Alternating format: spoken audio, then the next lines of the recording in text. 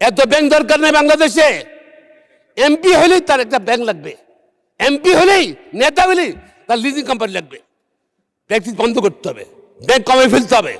স্বাধীনতার পরে পর্যন্ত মানলনি যত টাকা মানলেন নিয়ে গেছে, আমরা বক্তৃতা সবাই বলেছি, শ্বেতপত্র প্রকাশ করেছি, কোনো টাকা ফিরে আসে নাই, আসার সুযোগও নাই।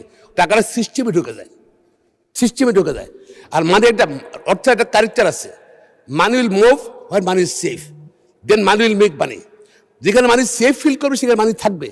ঘরে থাকুক, ঘরের মধ্যে ধর আমাদের মা বোনরা কী করে সারা বছর ইয়েতে ছিলা আলমারিতে স্বর্ণ টাকা রাখে, ঈদের সময় বাড়ি যাওয়ার সময় বাসা খালি ওকে দিয়ে বের করে কাতার ভিতরে শাড়ি বিটি রেখে দেয়, বিকজ সেফ ফিল করে।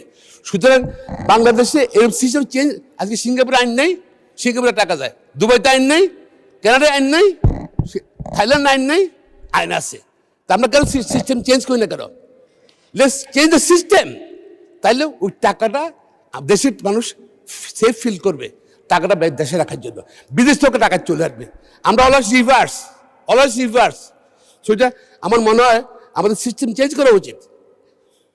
মাননীয় স্পিকার, যেটা বলতে চাচ্ছি, আপনার টাকা নাই, ব্যাংক উঠে হয়ে গেছে। এত ব্যাংক দরকার কি বাংলাদেশে? এত ব্যাংক দরকার নেই বাংলাদেশে।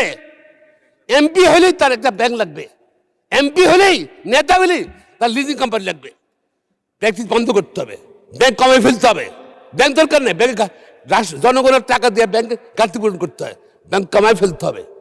আর ব্যাংক কমে ফেললে এখন টাকা কীভাবে আসবে? কেন আমরা চেঞ্জ করি না কেন? আমরা টাকা, নগদ টাকা ঘরে, যেহেতু ব্যাংকের মানুষ আস্থা নাই, নগদ টাকা ঘরে। এবং যারা স্বৈরাচার ছিল টাকাটা তারা গোছে রাখে, নগদ টাকা ফেলে চলে গেছে। এবং ঘরে ঘর টাকা আছে, ব্যাংকে রাখে না মানুষ। আমরা 500 টাকা 1000 টাকার নোটা আমরা ব্যান করে দিই না। 2 মাসের মধ্যে টাকা জমা দিতে বলি, লিগাল করতে পারবে। যদি ট্যাক্স ফাইলে টাকা না থাকে 25% টাকা দিয়ে লিগাল করবে।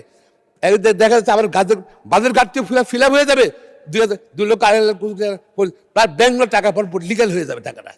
এবং সেটা আপনার ইনভেস্টমেন্ট হবে, মানে ইকোনমিক হুইল ঘুরবে।